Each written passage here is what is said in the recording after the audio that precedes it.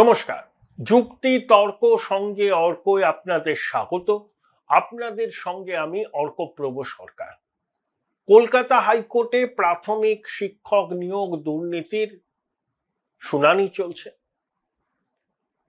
মাননীয় বিচারক তপব্রত চক্রবর্তীর বেঞ্চ, সেখানে সওয়াল জবাব চলছে।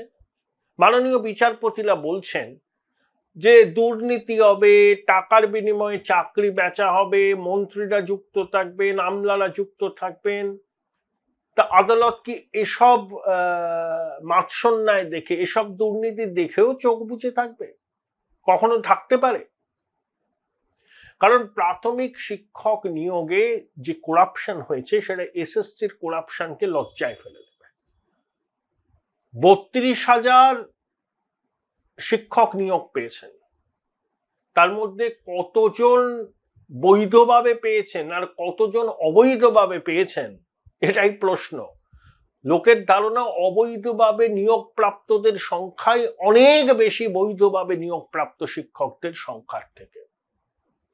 যেভাবে এসএসসিতে সুপ্রিম কোর্ট বলেছিল যে 17 রকম দুর্নীতি হয়েছে, এসএসসি দুর্নীতি রোধ তো করতে চায়নি, বরঞ্চ দুর্নীতির অভিযোগ তাদের কাছে আসায় সেটাকে ধামাচাপা দেওয়ার চেষ্টা করেছে। তাই সুপ্রিম কোর্টের বিচারপতিরা, প্রাক্তন প্রধান বিচারপতির বেঞ্চ পুরো নিয়োগ প্রক্রিয়াটাই বাতিল করে দিয়েছে। সবার চাকরি বাতিল হয়ে গেছে। তারপর রাজ্য সরকাররা বিজ্ঞপ্তি দিয়েছে নতুন নিয়োগে সুপ্রিম কোর্টের নির্দেশ মেনে। তাতে তো বলা হয়েছিল যে অযোগ্যরা কোনোভাবেই বসতে পারবে না, কিন্তু রাজ্য সরকারের বিজ্ঞপ্তিতে কোনো স্পেসিফিক এইসব কিছু মেনশন নেই।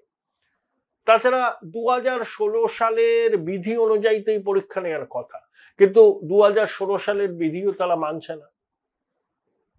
আপনার এডুকেশনাল কোয়ালিফিকেশনের মূল্যায়ন 2016 সালে যত নাম্বার ছিল এবার সেটা কমেছে।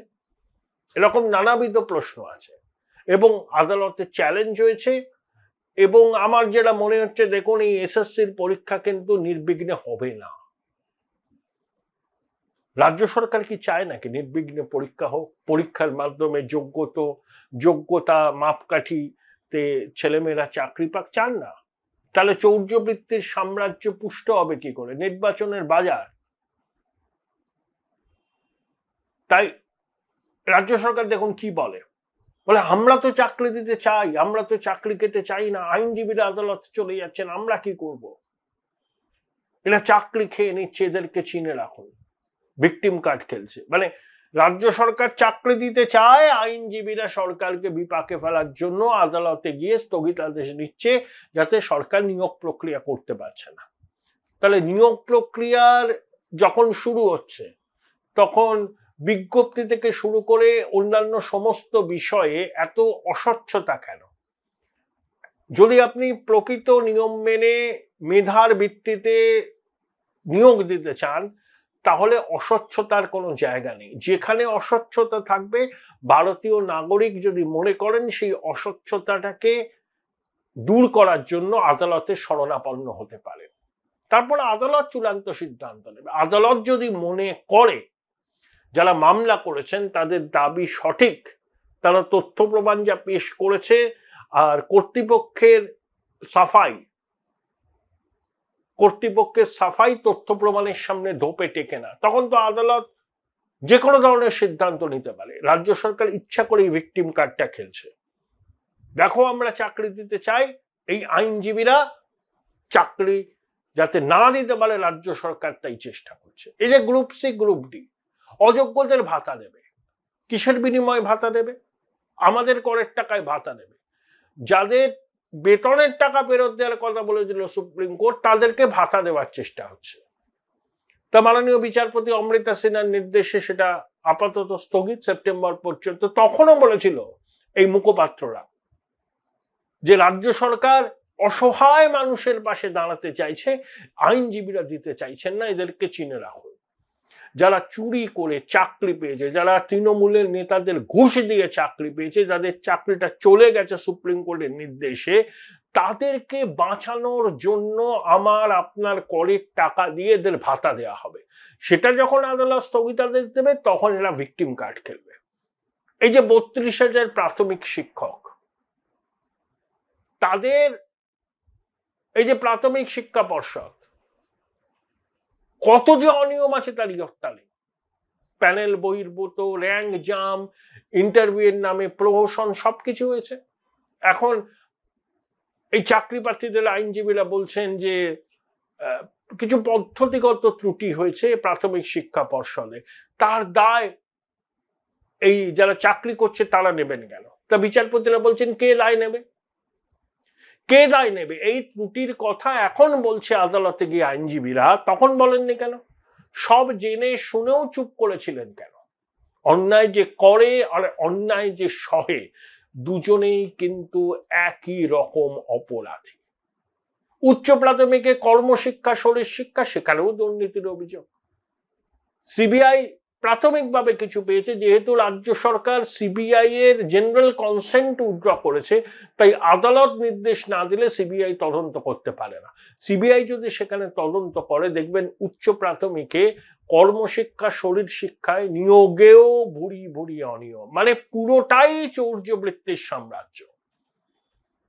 এলোমেলো করে দেয়, লুটে পুটে খায়। মাছের বাজারে মাছ বিক্রির মতো দরাদরি করে এরা চাকরিগুলো বিক্রি করেছে, আর এখন বলছে প্রাথমিক শিক্ষা পর্ষদের কিছু পদ্ধতিগত ত্রুটি, তার জন্য এতদিন চাকরি করেছে, তাহলে চাকরি যারা করছেন তারা কেন ভিক্টিমাইজড হবেন? এসব কথার কোনো মানে আছে? যারা বেনিয়ম করে চাকরি পেয়েছেন তারা ঘুষ দিয়ে চাকরি পেয়েছেন, যোগ্যরা পাননি। মেধা তালিকায় ওলট পালট করা হয়েছে। যারা প্রকৃত মেধাবী তারা পথের ধুলায় বসে আছেন, আর যারা ঘুষ দিয়ে তৃণমূলের নেতাদের চাকরি পেয়েছেন তারা চাকরি করবেন, এটা অনন্তকাল চলতে পারে না। এ তো শিক্ষা ব্যবস্থাকে ধ্বংস করার একটা প্রয়াস। অযোগ্যরা, ঘুষ দিয়ে যারা চাকরি পান তাদের কি যোগ্যতা আছে ছেলে মেয়েদের পড়ানো? আর যারা প্রকৃত প্রস্তুতি নিয়ে পরীক্ষা দিয়েছিল, আশা করেছিল চাকরিটা পাবে, তারা পথের ধুলায় বসে আছে। রোদ জল বৃষ্টিকে উপেক্ষা করে তারা প্রতিবাদ করছে, সুরাহা মিলছে না। এই হচ্ছে অবস্থা। আমার ধারণায় এসএসসির মতো প্রাথমিকও ঢাকি সহ বিসর্জন হয়ে যাবে, এবং প্রাথমিকের দুর্নীতির যা বহর এসএসসিকে লজ্জা ফেলে দেবে।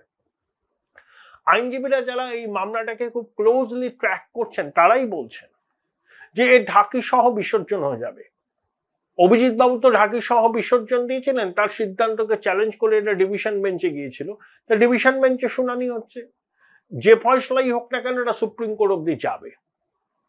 কিন্তু মানুষের কাছে এই বার্তাটা যাবে, এই ঢাকি সহ বিসর্জন হয়ে গেলে এই সরকার কোনো নিয়োগই স্বচ্ছভাবে করতে চায়নি। নিয়োগটাকে এরা টাকা তোলার যন্ত্র হিসাবে ব্যবহার করেছে, এটাই দুর্ভাগ্যের বিষয়। Join Indian Institute of Hotel Management now. Right choice, right decision. এই আমার এ তোমার পাপ যা বিধাতার অভিশাপ রূপে বঙ্গবাসীর উপর ছড়ে পড়ছে, এ লজ্জা রাখবো কোথায়? যারা শিক্ষা ব্যবস্থার মেরুদণ্ডটাকে ভেঙে দেয় তারা কোন মুখে বড় বড় কথা বলে বলুন তো? পশ্চিমবঙ্গের শিক্ষা ব্যবস্থা স্বাধীনতার 7 দশক পরে এখন যে অবস্থায় দাঁড়িয়েছে, এই অবস্থা থেকে ঘুরে দাঁড়াতে কয়েক দশক লাগবে। স্কুল শিক্ষা, কলেজ শিক্ষা ভেঙে চুরে তছনছ করে দিয়েছে। এর মধ্যে থেকেও যে সমস্ত মেধাবী পড়ুয়ারা উজ্জ্বল স্বাক্ষর রাখছেন তারা ব্যক্তিগতভাবে রাখছেন, তাদের মেধা এবং কিছু একনিষ্ঠ শিক্ষক শিক্ষিকাদের তাদেরকে প্রেরণা, এই দুটো কাজ করেছে। এর জন্য রাজ্য সরকারের কোনো কৃতিত্ব নেই। কিছু হলেই বঙ্গেশ্বরীর হাসি মুখের ছবি দিয়ে এক্স হ্যান্ডেলে পোস্ট করেন, তার সরকার, তার শিক্ষা দপ্তর পশ্চিমবঙ্গের প্রাথমিক শিক্ষা, মাধ্যমিক, উচ্চ মাধ্যমিক শিক্ষা একেবারে মেরুদণ্ডটা ভেঙে দিয়েছে। এর থেকে মুক্তির পথ আমাদের খুঁজতে হবে যদি আমরা ভবিষ্যৎ প্রজন্মকে এই রাজ্যের শিক্ষা ব্যবস্থায়, সরকারি শিক্ষা ব্যবস্থায় সামিল করতে চাই। দেখুন, সবার পক্ষে তো বেসরকারি শিক্ষা ব্যবস্থার সঙ্গে যুক্ত হওয়া সম্ভব নয়, আর কেনই বা হবেন তারা? আমরা তো চিরকাল সরকারি স্কুল, কলেজ, বিশ্ববিদ্যালয়ে পড়েছি।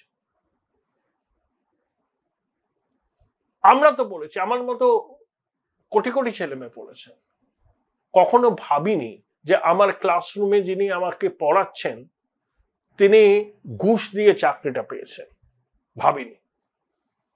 এখন শিক্ষকরা যারা চাকরি করছে তাদের সম্পর্কে ছাত্রছাত্রীদের মনোভাব কি, সাধারণ সমাজের মনোভাব কি? যোগ্যরাও এখন সামাজিকভাবে একটা অসম্মানের মুখে পড়ছেন। এর দায় কার?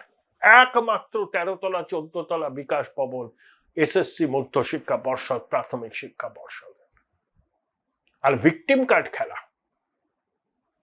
বুড়ি বুড়ি দুর্নীতি করবে।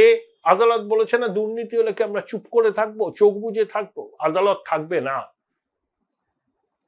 আদালত যেই এদের বিরুদ্ধে রায় দেবে অমনি এদেরকে চিনে রাখুন, এরা গণশত্রু, এরা সরকারের পাশে নেই, সরকার বিপদে পাশে থাকে।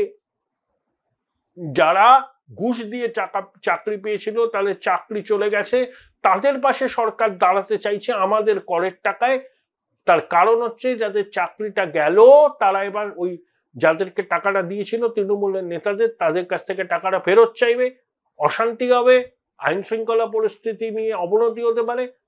এটা যাতে না হয়, 26-এর নির্বাচন অবধি ধামা চাপা দিয়ে ভুজুং ভাজুং দিয়ে সময়টা কাটিয়ে দাও, এটাই এদের লক্ষ্য। কোনো সদিচ্ছা নেই চাকরি দেওয়ার। সদিচ্ছা থাকলে পরে সমস্ত প্রক্রিয়াটার মধ্যে স্বচ্ছতা থাকতো। কারোর পক্ষেই আদালতের দ্বারস্থ হওয়া সম্ভব হতো না, এবং কেউ যদি উদ্দেশ্য প্রণোদিতভাবে আদালতের দ্বারস্থ হতো, আদালত সেই মামলা গ্রহণ করতো না।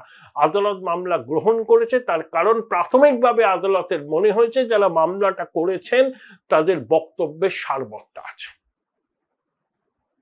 জানি না শেষ পর্যন্ত প্রাথমিকের শিক্ষকদের চাকরিগুলো স্বপ্ন বাতিল হয়ে যায়, ঢাকি সহ না বিসর্জন হয়ে যায়, দেখা যাক।